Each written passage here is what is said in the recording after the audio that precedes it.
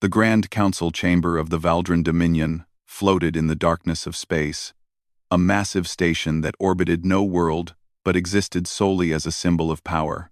Inside its crystalline walls, holographic displays showed the territories of 17 conquered species, each one marked in the blood-red color of Valdran control. The chamber itself could hold 5,000 beings. But today only the most important figures sat in the circular arrangement of seats: the Supreme Commander and his 12 generals. Supreme Commander Thex stood at the center podium, his scaled skin gleaming under the artificial lights. The Valdran were a proud species, tall and powerful. With natural armor plating that had evolved over millions of years, they had built their empire through strength and strategy, and Thex had led them to their greatest victories. "My brothers in conquest," Thex began, his voice amplified throughout the chamber. "We gather today to choose our next target. Our fleets are strong. Our soldiers are ready. The galaxy trembles at the mention of our name. Now, we must decide which species will have the honor of joining our great dominion." The generals murmured their approval. On the holographic display, several potential targets appeared: small civilizations, minor powers, species that would add resources and territory to the Valdran holdings. General Zaros, the oldest among them, pointed to one image. "The Kelvin Collective has rich mining worlds. Their technology is weak. We could conquer them in 30 days. Another general, Draven, shook his head. "Too easy. We need a conquest that will strengthen our reputation. I suggest the Tarlian systems. They have defensive fleets that will provide real combat experience for our new recruits." As the generals debated, a new image appeared on the display.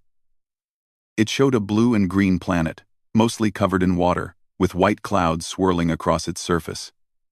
A single moon orbited nearby. The planet looked peaceful, almost innocent. "Gentlemen," said General Korath, the youngest of the War Council, "I propose we consider humanity. They joined the Galactic Council only 5 years ago. They control one solar system. Their military presence is minimal. They have no allies of significance. By all measurements, they are the perfect target to demonstrate our efficiency." Thex studied the image of Earth with interest. The data streams showed a species that had only recently achieved faster-than-light travel. Their ships were few in number. Their weapons seemed standard for their technology level. Nothing impressive, nothing threatening. "An excellent suggestion," Thex said, nodding slowly. "A quick, clean conquest of humanity would send a message to the other council species. It would show them that no one is beyond our reach, not even those who sit in the so-called protected council chambers." The generals began to laugh and congratulate each other. This would be an easy victory, they agreed. Perhaps the easiest in Valdran history. Some even joked that they should send only half their fleet to make it more sporting. But then, a voice interrupted their celebration. "Supreme Commander, I request permission to address the council." The laughter died immediately. Everyone turned to look at the speaker. It was Ambassador Krell of the Marathi, a species that the Valdran had conquered 50 years earlier. Krell was shorter than the Valdran, with soft gray skin and large, intelligent eyes. He wore the simple robes of a vassal state representative, marking his people's subordinate position. Thex's eyes narrowed. "Ambassador Krell, you are here as an observer only. Vassal states do not speak in war councils." "I understand, Supreme Commander," Krell said, his voice calm and respectful. "However, I invoke Article 17 of the Vassalage Treaty. Any member of a vassal state may request to address the council if they possess information relevant to Valdran security. I believe I have such information regarding humanity." The generals looked at each other uncertainly. Article 17 was rarely invoked, but it was part of their law. Thex could refuse, but it would set a bad precedent. Besides, what could this conquered species possibly say that would matter? "Very well," Thex said coldly. "You have 5 minutes. Speak." Krell stepped forward to a smaller podium. He activated his own holographic display, and images of Earth appeared, but these were different from the military assessments the Valdrin had been reviewing. These showed human cities, human culture, and, most importantly, human history. Supreme Commander, Generals, I have spent the past 5 years studying humanity intensively, Krell began. Since they joined the Galactic Council, I have made it my mission to understand them. What I have learned troubles me deeply, and I believe it should trouble you as well. Trouble us? General Zaro scoffed. They are a single-planet species with a small fleet. What is there to fear? Krell's expression remained serious. That is exactly what concerns me, General. You see humanity as weak because you measure them by conventional standards. But humanity is not conventional. They are dangerous in ways that our military assessments cannot capture. He changed the holographic display to show scenes from human history. Battles, wars, destruction, on a massive scale. These images show human conflicts, Krell explained. But these are not battles against alien species. These are humans fighting other humans. In their most recent global war, which they call World War II, approximately 70 million humans died. That is more casualties than the total population of 3 of the species you have conquered. The chamber fell silent. Even the generals seemed surprised by this number. Krell continued, his voice steady. But here is what you must understand. This war did not destroy humanity. It made them stronger. After this conflict ended, humanity experienced their greatest period of technological advancement. They went from basic aircraft to landing on their own moon in just 24 years. They turned their weapons technology into space exploration technology. They transformed their wartime manufacturing into peacetime prosperity. So they fought each other and learned from it, General Draven said dismissively. Many species have civil wars in their history. This proves nothing. You misunderstand my point, Krell said patiently. I am not saying they had one war. I am saying they have had thousands of wars throughout their history. Major wars, minor wars, civil wars, religious wars, wars over resources, wars over ideas. Their entire civilization has been shaped by conflict. And yet, they survive.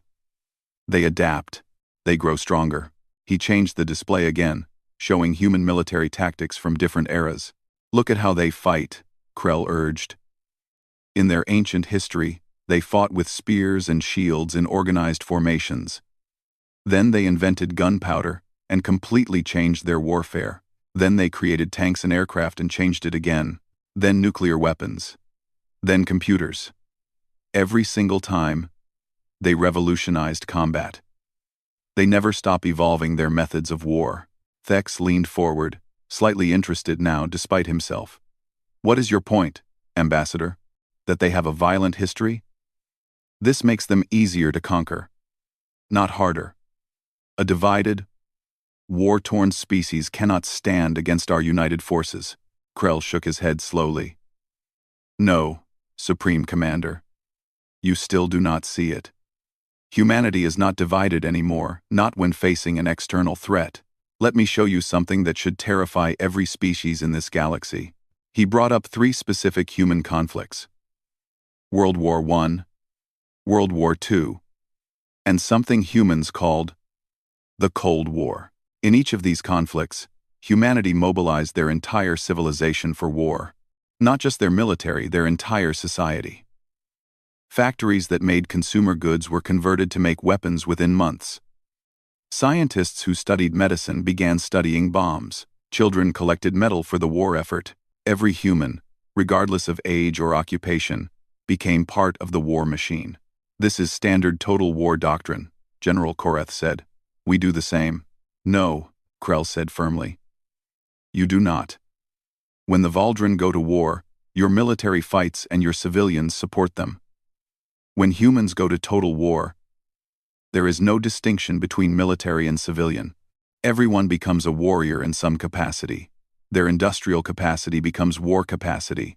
Their creativity becomes focused on victory, and most importantly, they accept casualties that would break any other species' will to fight. He showed images of destroyed human cities, rebuilt after wars.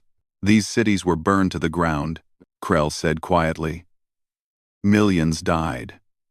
And humanity rebuilt them, often more magnificent than before. They have a saying, "What doesn't kill us makes us stronger." For most species, this is just words. For humans, it is their actual history. The chamber was quiet now. The generals were no longer laughing. Krell's 5 minutes were almost up. He spoke faster, urgency creeping into his voice. "Supreme Commander, I have studied 17 species that you have conquered. I have compared their military capabilities to humanity's. On paper, some of them were stronger than humanity appears to be now, but they had something humanity lacks. They had sense. They knew when to surrender. They understood that survival is more important than pride." He looked directly at Thex. "Humanity does not think this way. They have a concept they call fighting to the last man. They mean it literally. In their history, there are countless examples of human forces that refused to surrender, even when defeat was certain.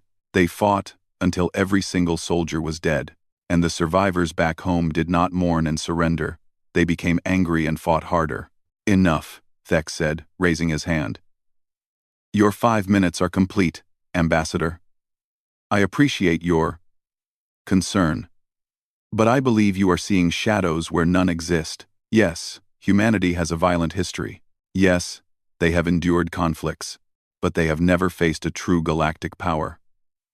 They have never experienced war against an organized empire. They fight each other with primitive tactics and call it advancement. When they face the Valdrin Dominion, they will learn what real military power looks like." Krell bowed his head. "As you command, Supreme Commander. I have delivered my warning. I only hope you will remember this moment when the time comes." "Dismissed," Thex said coldly. As Krell walked back to his observation seat, the generals began talking among themselves, their confidence restored. Thex called for a vote. "All those in favor of issuing an ultimatum to humanity demand their surrender and integration into our dominion within 72 hours, or face destruction. Raise your hand." All 12 generals raised their hands without hesitation. "It is decided," Thex declared. "Prepare the fleet. 300 warships will jump to the edge of the human solar system. We will send our message and demonstrate our power. If they are wise, they will submit. If they are foolish, they will be destroyed. Either way, within 1 week, humanity will belong to the Valdrin Dominion." The council chamber erupted in cheers and celebration. Plans were made. Orders were issued. The mighty Valdrin war machine began to move. Only Ambassador Krell sat quietly in his seat, his expression sad. As the generals celebrated around him, he activated his personal communication device and sent an encrypted message to the Marathi homeworld. The message was simple but clear. "Begin evacuation of all border colonies immediately. Move civilians to the interior worlds. Prepare emergency shelters. The Valdrin are going to war with humanity. We have very little time before everything changes." He closed the device and watched as the holographic display showed the Valdrin fleet assembling. 300 warships, each one capable of destroying a city with a single volley. The pride of Valdrin military might, all focused on one target, Earth. Krell had tried to warn them. He had shown them the evidence. He had explained the danger. But they had not listened. They saw humanity's small fleet and peaceful demeanor and assumed victory was certain. They did not understand that humanity had spent their entire existence preparing for this moment, even though they did not know it was coming. Every war they had fought against themselves had been practice. Every weapon they had invented had been a test. Every sacrifice they had made had been a lesson. The Valdrin were about to learn something that Krell already knew. The most dangerous species in the galaxy is not the one with the biggest fleet, or the strongest armor, or the most advanced technology. The most dangerous species is the one that refuses to accept defeat, no matter the cost. As the council chamber emptied, and the generals went to prepare their forces, Krell remained in his seat, staring at the image of Earth on the display. "I tried to warn you," he whispered to the empty room. "I tried to save you from yourselves." But his warning had been ignored. Now, the galaxy would witness what happened when an unstoppable force met an unbreakable will. The 72-hour countdown began, and somewhere on Earth, humanity received the Valdran ultimatum and began to prepare their response. The Valdran fleet emerged from faster-than-light travel at the edge of Earth's solar system in a display of overwhelming power. 300 warships arranged themselves in perfect military formation, their hulls gleaming like deadly jewels against the darkness of space. Supreme Commander Thex stood on the bridge of his flagship, the Dominion's Fist, and watched with satisfaction as his ships took their positions. "Send the message," he commanded. Across every communication channel, in every language Earth used, the Valdran ultimatum broadcast with crystal clarity. "People of Earth, you are hereby ordered to surrender unconditionally to the Valdran Dominion. You have 72 hours to transmit your acceptance and prepare for occupation. Resistance will result in the complete destruction of your military forces and the enslavement of your population. Choose wisely." On Earth, in the emergency session chamber of the United Earth Defense Council, representatives from every nation gathered in stunned silence as the message finished playing. The holographic display showed the Valdran fleet a force larger than anything humanity had ever assembled. President Sarah Chen of the United Earth government stood at the podium, her face calm despite the crisis. Around her sat military commanders, scientists, diplomats, and leaders from every major nation on Earth. "Gentlemen and ladies," she said quietly, "we have 72 hours. I need honest assessments. Can we win this fight?" Admiral James Rodriguez, commander of Earth's space forces, stood up. His uniform was simple compared to the elaborate dress of other galactic species officers, but his eyes were steel. "Madam President, our fleet consists of 42 combat-capable ships. The enemy has 300. Their technology appears more advanced in several areas, particularly shield strength and energy weapons. By conventional military analysis, we cannot win a direct engagement." Silence fell over the room. Several diplomats looked like they wanted to suggest surrender. But before anyone could speak, Admiral Rodriguez continued. "However, conventional military analysis assumes both sides fight conventionally. I recommend we do not." General Maria Santos, commander of Earth's ground forces, nodded agreement. "The Valdran have conquered 17 species. I have reviewed every battle report we could obtain from the Galactic Council archives. Do you know what I noticed? Every species they conquered fought them the way they expected to be fought. Ship against ship, formation against formation. Honor and military tradition." She smiled grimly. "Humanity stopped caring about fighting with honor in our wars approximately 3,000 years ago. We fight to win, by any means necessary." President Chen looked around the room. "Show of hands. Who votes to surrender?" Not a single hand rose. "Who votes to fight?" Every hand in the chamber lifted into the air. "Then we are unanimous," Chen said. "Admiral Rodriguez, you have 72 hours to prepare our response. Use them well." What happened over the next 72 hours would later be studied by military academies across the galaxy as either brilliant strategy or complete madness, or perhaps both. Humanity did not prepare for a defensive battle. Instead, they prepared for total war. Every commercial shipyard in Earth orbit converted to military production. Civilian cargo ships were retrofitted with weapons crude by military standards, but weapons nonetheless. Mining vessels designed to crack asteroids were loaded with nuclear warheads and programmed for kamikaze runs. Communication satellites were reprogrammed as surveillance networks. But the real preparation happened in the digital realm, where human programmers worked around the clock on something the Valdran could not have anticipated: cyber warfare. The Valdran had never encountered cyber warfare, as humans practiced it. Other species had computer security, of course, but their systems were designed with the assumption that warfare was physical. Humanity had spent decades fighting digital battles against themselves, creating viruses, firewalls, hacking tools, and countermeasures that existed in a constant evolutionary arms race. At hour 71, Admiral Rodriguez sent a message to the Valdran fleet.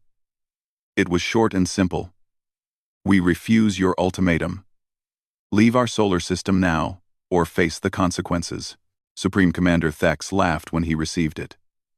"How predictable. Very well. They have chosen destruction. All ships, attack formation.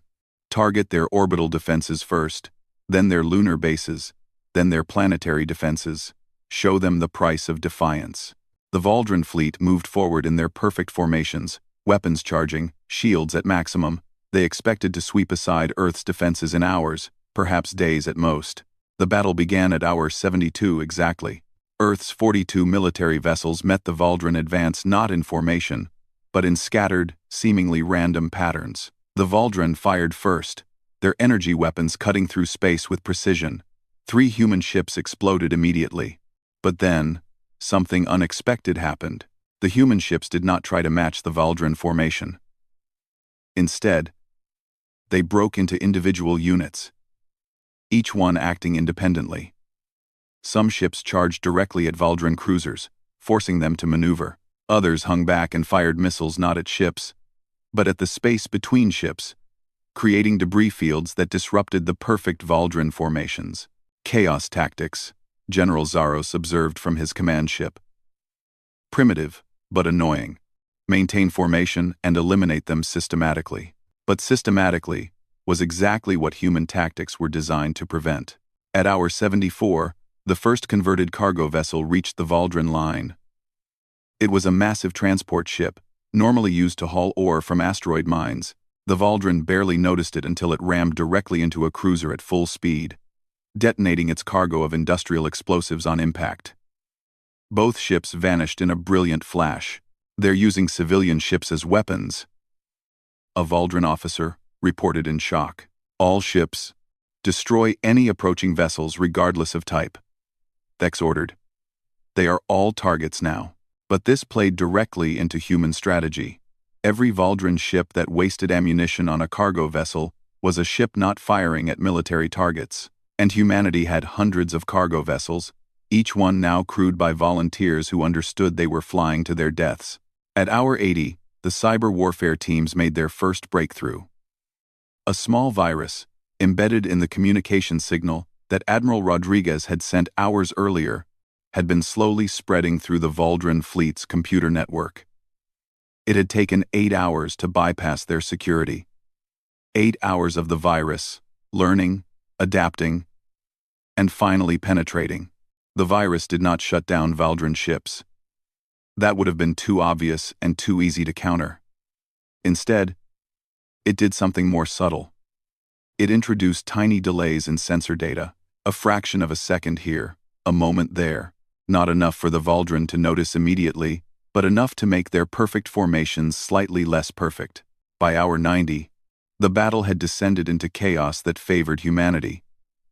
Valdren ships found themselves firing at positions where human ships had been seconds ago. Their targeting systems, designed for precision warfare against opponents who fought with formation and honor, struggled against an enemy that used every dirty trick imaginable. Human ships released clouds of reflective chaff that confused sensors. They used the sun's radiation to mask their heat signatures. They hid behind Earth's moon and ambushed Valdren ships that came too close. They even used their own destroyed vessels as cover, hiding in the debris fields they created. At hour 100, Supreme Commander Thex finally acknowledged that something was wrong. His fleet had destroyed 28 human military vessels, but at the cost of 41 Valdren ships. The mathematics were impossible. The enemy was smaller, weaker, less advanced. They should have been eliminated by now. Analysis, he demanded. How are they doing this? His tactical officer studied the battle data with growing concern. Supreme Commander, they are not fighting like any species we have encountered. They use no standard formations. They sacrifice ships without hesitation. They employ weapons in ways we never anticipated. Our combat algorithms cannot predict their next moves because their tactics appear to have no logical pattern. Everything has a pattern, Thex insisted. Not this, sir. I believe they are using something called adaptive chaos theory. Each human commander is making independent decisions based on immediate circumstances, with no central coordination beyond general objectives. Our systems are designed to counter organized military doctrine. They have no doctrine. They simply fight. At hour 120, the cyber virus activated its second phase. Valdrin ships across the fleet suddenly found their friend or foe identification systems malfunctioning. In the confusion of battle, surrounded by debris and electronic warfare, 3 Valdrin vessels fired on their own ships before the error was corrected. The tide was turning, and every Valdrin commander could feel it. At hour 144, humanity revealed weapons they had kept hidden. From Earth's moon, massive railguns fired not the elegant energy weapons of galactic civilization, but crude, brutal kinetic weapons that hurled solid metal slugs at tremendous velocity. The Valdrin shields, designed to disperse energy, had no defense against simple mass and momentum. 2 more cruisers cracked open like eggs. From Earth itself, missile silos opened. These were not the nuclear weapons the Valdrin had anticipated and prepared for. These were quantum-entangled warheads, an experimental technology that humanity had tested but never used in actual combat. They phased through shields as if the shields did not exist and detonated inside Valdrin ships. "How is this possible?" Thex shouted. "Our intelligence reports said their technology was inferior." Admiral Rodriguez, listening to the intercepted Valdrin communications, smiled grimly. "Because we let you think that," he said to himself. "Welcome to human warfare, Commander. We always keep a few surprises in reserve." End quote. At hour 160, something happened that no one expected.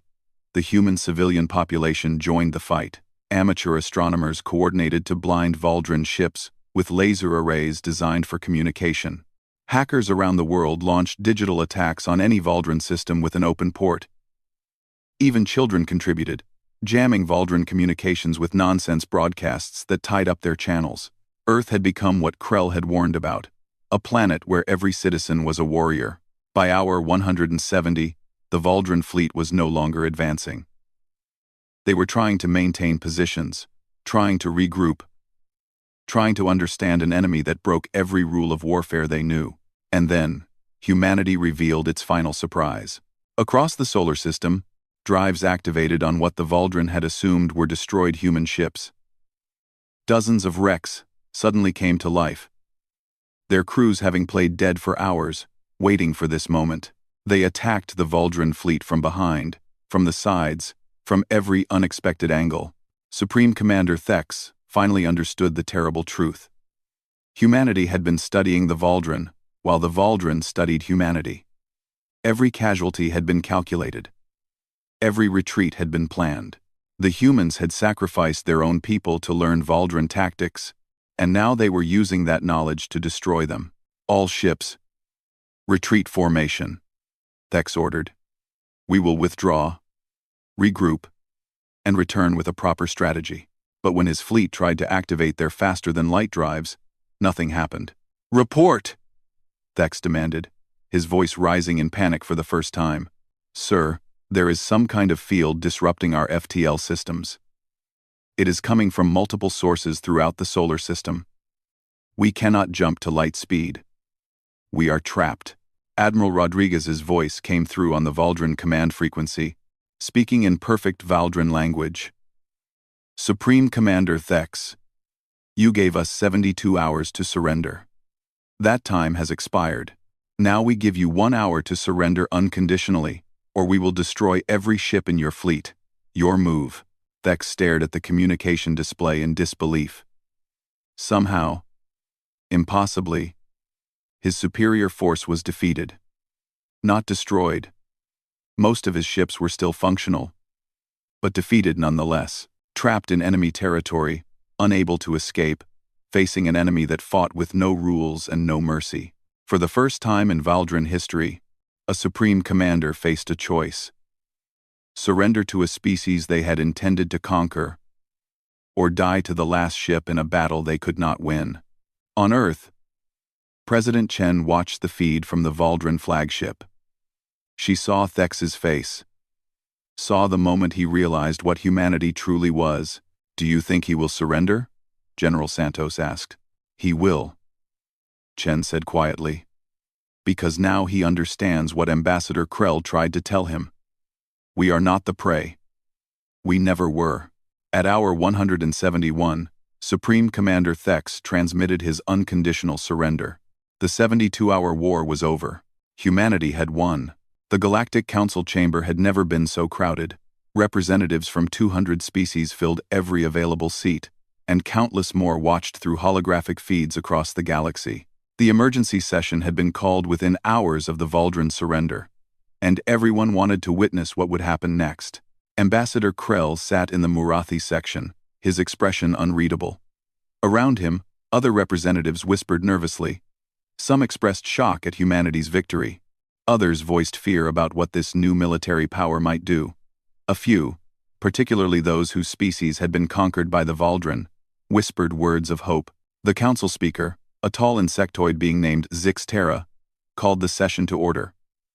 This council convenes to address the recent conflict between the Valdrin Dominion and humanity. We have received a request from the human delegation to address this assembly. The floor is granted to Admiral Sarah Chen of Earth. Admiral Chen walked to the central podium with calm, measured steps. She wore her military uniform, deliberately simple and without decoration. Behind her, a holographic display activated, showing the Valdrin fleet's surrender. Honored members of the Galactic Council, Chen began, her voice clear and steady. 6 days ago, the Valdrin Dominion attacked my people without provocation. They gave us 72 hours to surrender or face destruction. We chose to defend ourselves. Murmurs rippled through the chamber. Several council members nodded, but others shifted uncomfortably. The conflict lasted 171 hours, Chen continued. It ended with the Valdrin surrender. 212 Valdrin vessels were destroyed or disabled. 34 human vessels were lost, with 8,416 casualties among our forces. She paused, letting the numbers sink in. I come before this council not to boast of victory, but to present evidence that you have all ignored for too long. The holographic display changed, showing documents, recordings, and testimonies. Images of conquered worlds appeared, planets where proud civilizations had been reduced to vassal states, where populations lived under Valdrin occupation, where resources were extracted and sent to feed the Dominion's war machine. For 200 years, the Valdrin Dominion has conquered 17 species, Chen said, her voice growing harder. 17 civilizations destroyed or enslaved. And this council did nothing. You watched. You debated. You passed resolutions expressing concern. But you never acted. Council Speaker Zixterra's wings buzzed in agitation. Admiral Chen. The Galactic Council operates on principles of non-interference. We cannot dictate how species govern. They are not governing, Chen interrupted, her voice sharp. They are conquering. There is a difference. And your non-interference policy has given them permission to build an empire on the suffering of innocent people. She changed the display again, showing recordings from the battle. But these were not images of destruction, they were communications intercepts. The council watched as Valdrin commanders discussed their attack on Earth, laughing about how easy the conquest would be, joking about which general would get to claim Earth's resources. They attacked us believing we were weak, Chen said. They thought we would be conquest number 18. They were wrong. The chamber erupted in voices, some angry, some fearful, some uncertain. Chen waited for the noise to subside before speaking again. Humanity could have stopped with defending our home, she continued.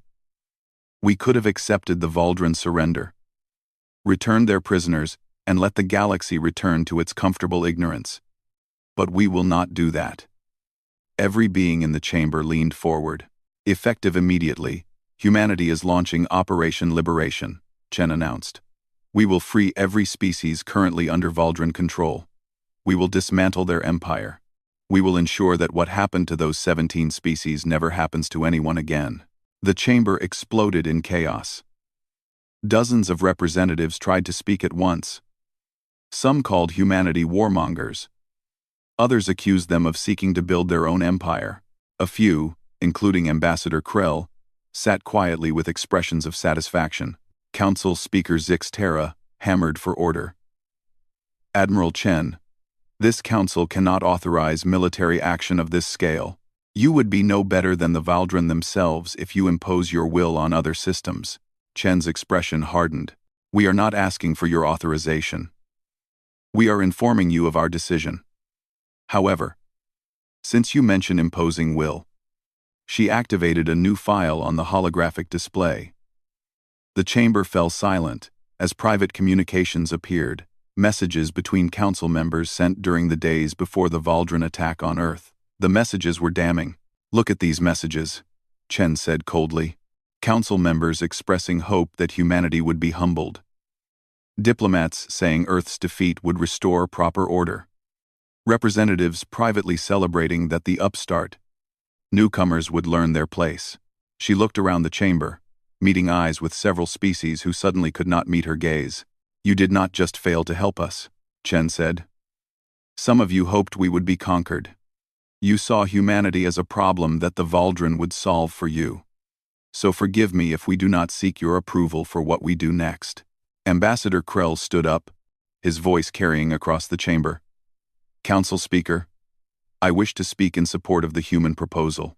Zixtera looked surprised but nodded. The chair recognizes Ambassador Krell of the Marathi. Look, Krell walked to join Chen at the podium. The two looked at each other with mutual respect before Krell addressed the council. 50 years ago, my people were conquered by the Valdren, Krell said. We had no choice. We had no allies. This council expressed concern and did nothing. For 5 decades, my people have lived under occupation. Our resources are taken. Our young people are conscripted into Valdren military service. Our culture is slowly being erased. His voice grew stronger. When humanity joined this council 5 years ago, I studied them. I learned their history. I understood what they were capable of. I tried to warn the Valdren not to attack them. I warned them because I wanted them to have the chance to avoid this fate. They refused to listen. He turned to face the other council members.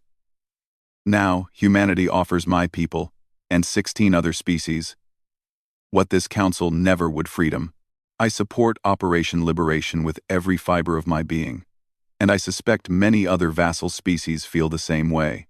As if on cue, representatives from 3 other Valdren-occupied worlds stood up, expressing their support. The chamber buzzed with shocked conversation.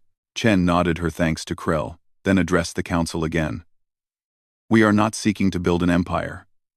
We are seeking justice. Every species freed from Valdren control will have the choice to govern themselves as they see fit. We will provide military support during the liberation and reconstruction assistance afterward. But the future of these worlds will be decided by their own people, not by us. A representative from the Sorvian Federation, a powerful species known for their neutrality, stood up. Admiral Chen, how can we trust that humanity will not simply replace the Valdren as conquerors? Your military capabilities have proven impressive. What stops you from using that power to dominate others? It was a fair question, and Chen had expected it. Trust is earned through action, she said. Watch what we do in the coming weeks. Judge us by our behavior, not by your fears. We will liberate, not conquer. We will free, not enslave. And if we break that promise, then you have every right to oppose us. She paused, then added, but know this. We would rather die than become what we just defeated. That is a promise we make not to you, but to ourselves. While the council continued to debate, humanity was already acting. Admiral Rodriguez had divided Earth's fleet into 3 task forces. Each one was assigned to liberate Valdren-occupied worlds, starting with those closest to Earth. The first target was Marathi Prime, Krell's homeworld. The human fleet arrived in Marathi space, broadcasting messages in the native language. People of Marathi, we are humans from Earth. We have defeated the Valdren fleet that occupied your skies. We come to offer you a choice: fight alongside us for your freedom, or remain under Valdren control. We will not force you. The choice is yours alone. The response was overwhelming. Within hours, resistance cells that had been secretly operating for decades emerged into the open. Marathi citizens flooded the streets of their capital city, surrounding Valdren occupation forces. The Valdran garrison, already demoralized by news of their fleet's defeat, found themselves vastly outnumbered. The Valdran commander on Marathi Prime requested terms for withdrawal. Human forces allowed them to leave peacefully, on the condition that they surrender all weapons and leave immediately. Within 2 days, Marathi Prime was free for the first time in 50 years. Similar scenes played out on 2 other worlds. The Kelvin mining colonies rose in rebellion when human ships appeared. The Tarlian systems, conquered just 20 years earlier, welcomed human forces as liberators. In each case, humanity provided weapons, tactical support, and orbital assistance, but let the native populations lead their own liberation.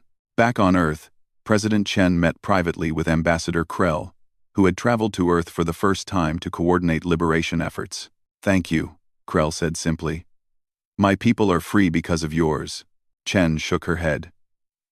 "Your people are free because they chose to fight for freedom.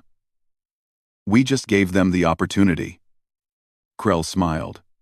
"I have a question that has troubled me since the council session. Why did you warn the Valdran before the battle? Why did you give them an hour to surrender when you could have destroyed them all?" "Because," Chen said quietly, "we are not monsters. We fight when we must. But we take no pleasure in killing. Every Valdran life saved is a victory for us, not a defeat, even after they attacked you without mercy." "Especially then," Chen replied. "If we let them turn us into something we hate, then they win even in defeat. We stay human, no matter what." Krell studied her for a long moment, then nodded slowly. "This is why you will succeed where others fail. You understand that true strength is knowing when not to use force." Over the next 10 days, 5 more Valdran-occupied worlds declared independence with human support. The Valdran Dominion, which had seemed invincible just weeks ago, was crumbling. Their military was shattered. Their conquered territories were in open rebellion. Their government was in chaos. And at the center of it all stood humanity, the species everyone had underestimated, the newcomers who were supposed to be easy prey, now reshaping the balance of power across the galaxy. But the real test was still to come. The Valdran homeworld, Valdros Prime, remained. And Supreme Commander Thex, though defeated and humiliated, still commanded the loyalty of his home planet's defense forces. The question everyone asked was simple. Would humanity attack Valdros Prime? Would they seek revenge for the unprovoked assault on Earth? Admiral Chen gave her answer in a broadcast to the entire galaxy. "We will go to Valdros Prime. We will end this war. But we go not for revenge, we go for justice. And justice means giving even our enemies a chance to do what is right." The human fleet began moving toward the Valdran homeworld. The galaxy held its breath. The human fleet arrived at the edge of the Valdros system, in a formation that surprised military observers across the galaxy. Instead of the aggressive attack posture everyone expected, the ships arranged themselves in a wide perimeter, maintaining a respectful distance from the Valdran homeworld. Valdros Prime hung in space like a jewel, a world of crimson oceans and golden continents, home to 8 billion Valdran citizens who had never personally fired a shot in their empire's wars of conquest. Surrounding the planet was a defensive network that Supreme Commander Thex had spent the last 2 weeks frantically assembling. Orbital defense platforms, minefields, automated weapons systems, and what remained of the Valdran military fleet.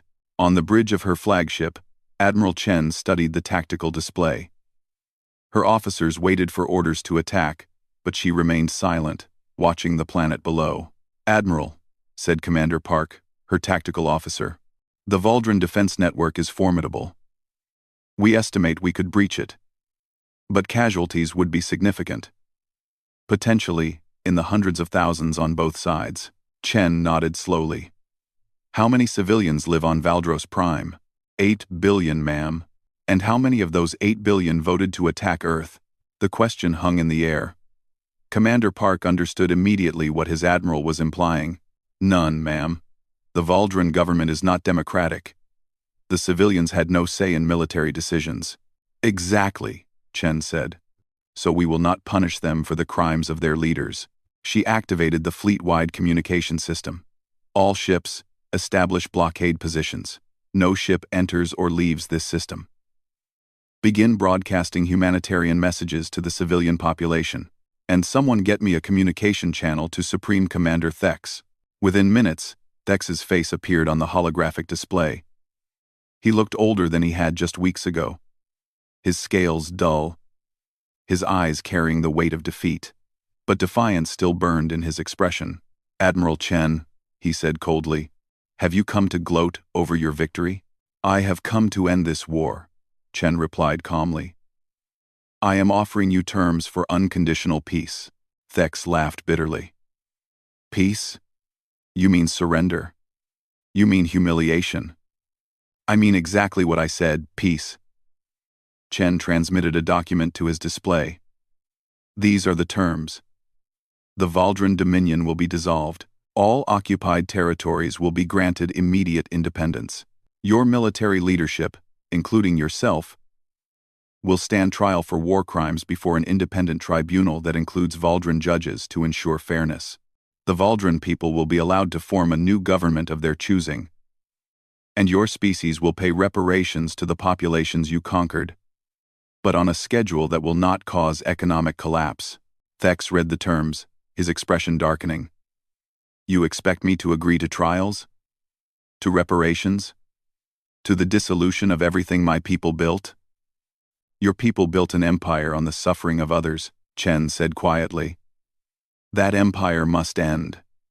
But your people, your civilians, your children, your future, they can continue. They can build something better. Something that does not require conquest and slavery." "And if I refuse?" Thex demanded. Chen's expression hardened. "Then we will wait. We will blockade your world. Nothing enters, nothing leaves. We will broadcast the truth to your people, show them what their military did to 17 species, show them the cost of your wars, and we will let them decide whether they want to follow you into oblivion or choose a different path." "You cannot starve an entire planet," Thex said, anger rising in his voice. "We will not starve anyone," Chen corrected. "Look at your sensors. My ships are already deploying supply drones, food, medicine, basic necessities, all marked for civilian distribution only, not military use.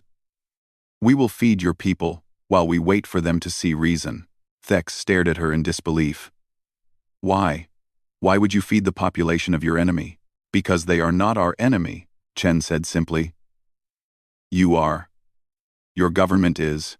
Your military command is. But the civilians of Valdros Prime have done nothing to us. We will not make them suffer for your choices." She terminated the communication before Thex could respond. Over the next 2 weeks, the human blockade held firm. True to Chen's word, supply drones delivered food and medicine to civilian centers across Valdros Prime. But these deliveries came with something else: data packages containing the truth about the Valdran conquests. Videos showed Marathi families torn apart by forced conscription. Documents detailed the extraction of resources from conquered worlds, leaving populations in poverty. Testimonies from 17 species told stories of suffering, oppression, and loss. And most damning of all, recordings of Valdran military leaders laughing about their conquests, treating sentient beings as resources to be exploited. The Valdran civilians had been told that their empire brought order and civilization to lesser species. Now they saw the reality of what had been done in their name. Protests began in the capital city of Valdros Prime. Small at first, just a few hundred Valdran citizens demanding answers from their government. But as more information spread through civilian communication networks, the protests grew. Thousands became tens of thousands. Tens of thousands became millions. Supreme Commander Thex ordered the military to disperse the protests. But many soldiers, having seen the same evidence as the civilians, refused. Some units simply stood aside. Others joined the protests, still wearing their military uniforms but standing with the people rather than against them. Ambassador Krell arrived in the Valdros system leading a coalition fleet from the newly liberated worlds. His ships did not carry weapons aimed at the planet. They carried aid supplies and messages of hope. People of Valdros Prime. Krell broadcast on all civilian frequencies. "I am Ambassador Krell of Marathi. Your military conquered my world 50 years ago. They occupied our cities, took our resources, and forced our children to fight in their wars. We had every reason to hate you." He paused, letting his words sink in. "But we do not hate you. We understand that you were not responsible for what your leaders did.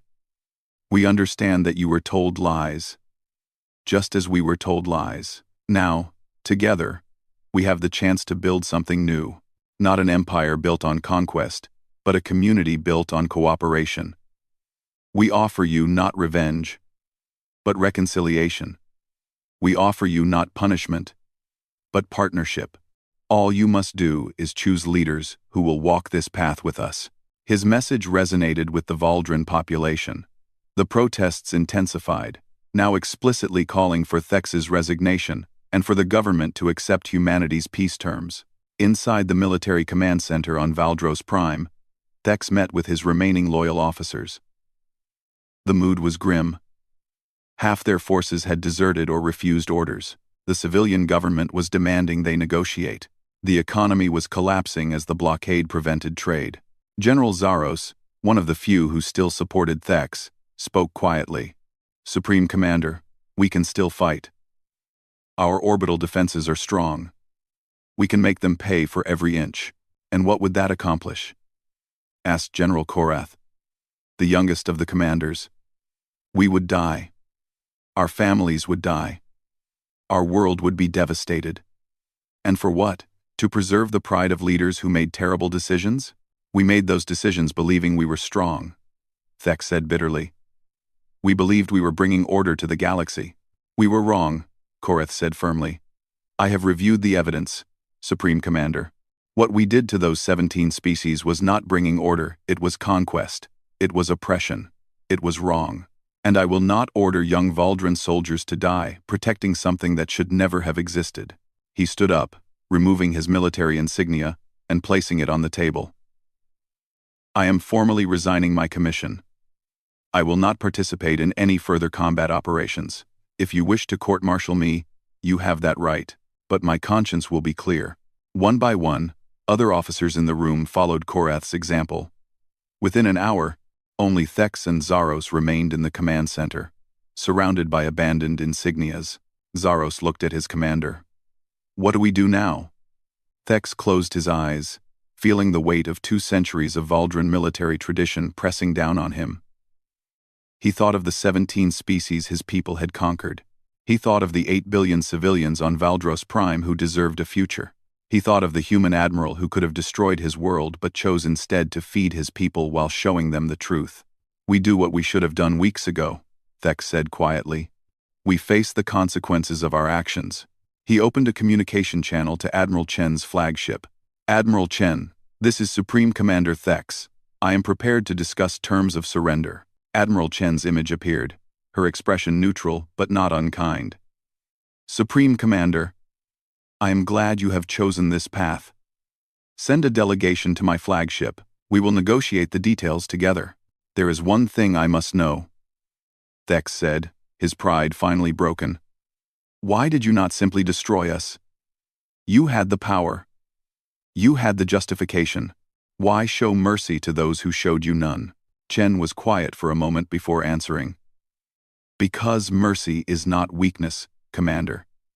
It is strength. It takes no courage to destroy an enemy. It takes tremendous courage to help them become something better. Humanity learned this lesson through centuries of fighting ourselves. We will not forget it now." That evening, representatives from the Valdrin government met with Admiral Chen aboard her flagship. Ambassador Krell attended as a witness. So did representatives from all 17 formerly conquered species. The negotiations were direct and honest. The Valdrin accepted all terms of the peace agreement. Supreme Commander Thex and 11 other military commanders agreed to stand trial for war crimes. The Valdrin Dominion was formally dissolved. Plans were made for democratic elections on Valdros Prime within 6 months. But the most important moment came at the end of the negotiations, when a young Valdrin diplomat named Saren asked a question that would change everything. "Admiral Chen, after the trials, after the reparations, after we have paid for our crimes, what then? Will humanity leave us isolated? Will the galaxy shun us forever?" Chen looked at the young diplomat, seeing hope and fear in her eyes. "That depends on you," Chen said. "If you build a society based on justice and equality, if you become the kind of species that contributes to the galaxy rather than conquering it, then no, you will not be isolated. You will be welcomed. Not immediately, perhaps. Trust must be earned.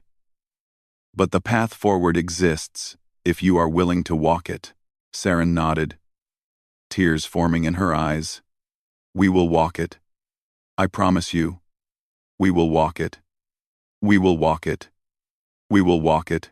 Outside the flagship, the human blockade remained in place. But now, instead of a barrier keeping enemies in, it had become a shield, protecting a world in transition. The galaxy watched and wondered. Could humanity truly turn an empire of conquerors into partners for peace? The answer would come in time. 3 months had passed since the Valdran surrender. The galaxy had changed in ways that no one could have predicted just months earlier. The Galactic Council chamber, once a place of comfortable bureaucracy and careful neutrality, now buzzed with an energy that felt almost revolutionary. Ambassador Krell stood at the central podium for what would be his final address to the Council. After 50 years of service, including decades representing his people during their occupation, he had decided to retire. But before he left, he had one last speech to deliver, one that would be remembered for generations. "Honored members of the Council," Krell began, his voice steady despite his age. "When I first addressed this body 3 months ago, I tried to warn the Valdran about humanity. I failed. They attacked Earth anyway, believing victory was certain. Today, I stand before you not to say, 'I told you so,' but to explain what I tried to warn them about, and what it means for all of us." The chamber fell silent. Representatives from 200 species leaned forward, eager to hear the wisdom of someone who had predicted humanity's impact so accurately. "I spent 5 years studying humanity before the war," Krell continued. "I reviewed their history, their conflicts, their culture. What I discovered was a pattern that made them unlike any species in this galaxy. Humans do not just fight wars, they transform themselves through conflict. Every major war in their history brought innovation, advancement, and ultimately, a determination to build something better from the ashes." He activated a holographic display showing human history wars, rebuilding, progress, and peace. "But here is what truly sets humanity apart," Krell said, his voice growing stronger. "It is not their capacity for violence. Many species can destroy. It is their capacity for mercy combined with their insistence on justice. They could have destroyed Valdros Prime. They had the power. They had the justification. Every species they liberated would have supported it." He paused, looking around the chamber. "But they did not destroy. They did something far more powerful. They gave the Valdran a choice. They fed Valdran civilians while blockading their military. They showed the Valdran people the truth about their empire's crimes. And then they offered peace, not as a gift, but as an opportunity that had to be earned through genuine change." On the Valdran section of the Council, the new representative, a civilian leader named Saren, who had been elected in Valdros Prime's first free elections, listened with tears in her eyes. Beside her sat former General Korath, now serving as a military advisor to the new democratic government. 3 months ago, I feared what humanity would become after their first galactic war, Krell said. I feared they would use their military victory to build an empire, to become what they had defeated. I was wrong to fear this. Humanity showed us something remarkable. They chose who they wanted to be, not who war tried to make them. He gestured to the viewing screens showing images from the 17 liberated worlds. Marathi children playing in streets, no longer patrolled by occupation forces. Kelvin miners returning to work in facilities they now owned themselves. Tarlian families reunited after years of forced separation. These worlds are free today because humanity fought for them, Krell continued. But more importantly, they remain free because humanity refused to replace one occupier with another. Human forces provided security during the transition, then left when asked. They offered economic assistance with no strings attached. They shared technology without demanding loyalty. This is not how empires behave. This is how partners behave. Council Speaker Zix Terra, who had been skeptical of humanity's intentions, now spoke up. Ambassador Krell. The Council recognizes humanity's restraint in this matter. We propose to offer humanity a permanent seat on the Council with expanded authority in galactic security matters. Before Krell could respond, Admiral Chen's voice came through the communication system. She was attending the session remotely from Earth. Council Speaker, humanity appreciates the offer, Chen said diplomatically. We accept the permanent council seat. However, we must decline the expanded authority. Surprised murmurs rippled through the chamber. Species rarely refused additional power. If I may explain, Chen continued. We did not fight the Valdren to gain authority over other species. We fought them to stop conquest and oppression. If we accept expanded power now, we become part of the same system that allowed the Valdren to conquer 17 species without real opposition. That system is broken. We need to build something new, not repair something that was flawed from the beginning. She transmitted a document to the Council's central display, a proposal that would reshape galactic politics. Humanity proposes the Mutual Defense Compact, Chen explained. Any species can join voluntarily. Members maintain complete sovereignty over their internal affairs. But if any member is attacked, all members pledge to defend them. No conquest. No occupation. Just collective security through cooperation. The proposal was radical. The Galactic Council had always operated on principles of non-interference and careful neutrality. This new compact would require species to take action, to commit to defending others, to put principles into practice. Furthermore, Chen added, we propose that the war crimes trials for Valdren military leadership be conducted by an independent tribunal representing multiple species, including Valdren judges. This establishes a precedent that applies to everyone, including humanity. If we commit war crimes in the future, we should be held accountable by the same standards we apply to others. Ambassador Krell smiled. This was exactly the kind of thinking that made humanity unique. They were willing to limit their own power to create a more just system. I support this proposal, Krell announced. Murathi will be the first to sign the Mutual Defense Compact. Within minutes, representatives from the 16 other liberated worlds stood to announce their support. Then, surprisingly, Saren of the Valdren rose to speak.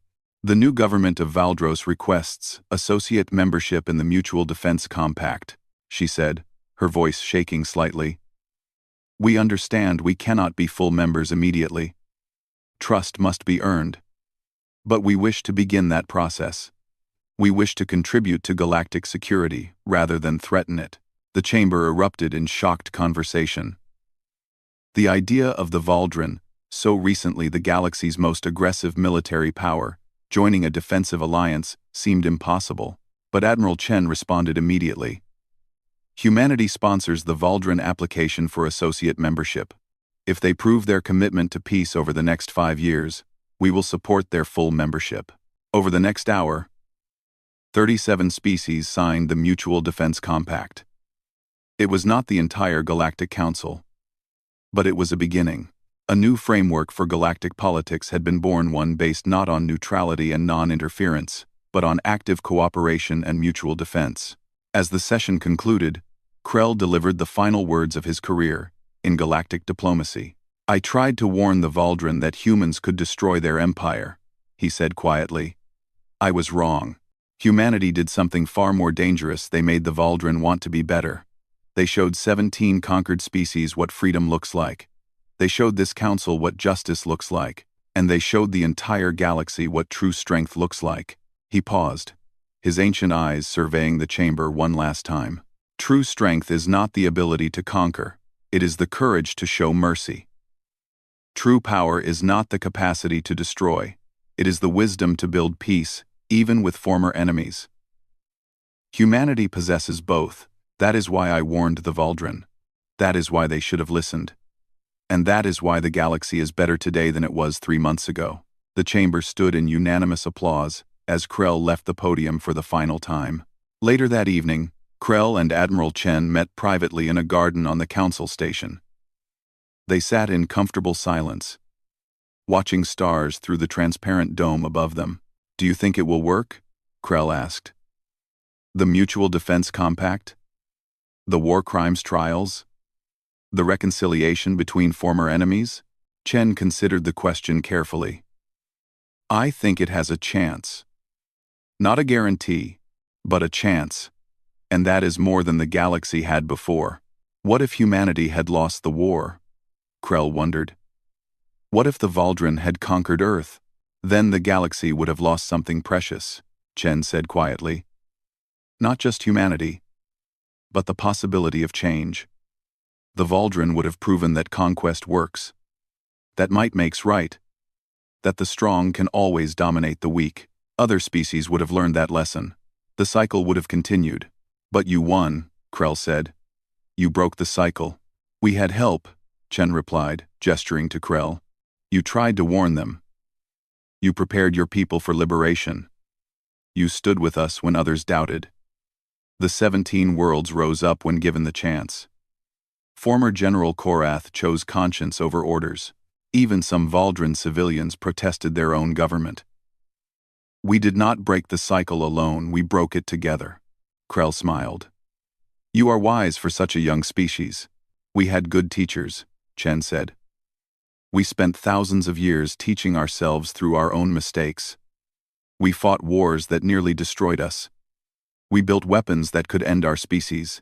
We created systems of oppression that brought misery to millions, but we learned from every mistake. We grew from every failure. We remembered every victim. And we decided to be better. She stood up, looking out at the stars where human ships now patrolled alongside vessels from dozens of other species, former enemies working together to build something new. The Valdren attacked us believing we were weak, Chen said. They measured our strength by our ships, our weapons, our territory. They did not understand that our real strength comes from something else entirely. What is that? Krell asked, though he suspected he knew the answer. Hope, Chen said simply. Hope that things can be better. Hope that former enemies can become friends. Hope that justice is possible even when it seems impossible. Hope that peace can be built even from the ashes of war.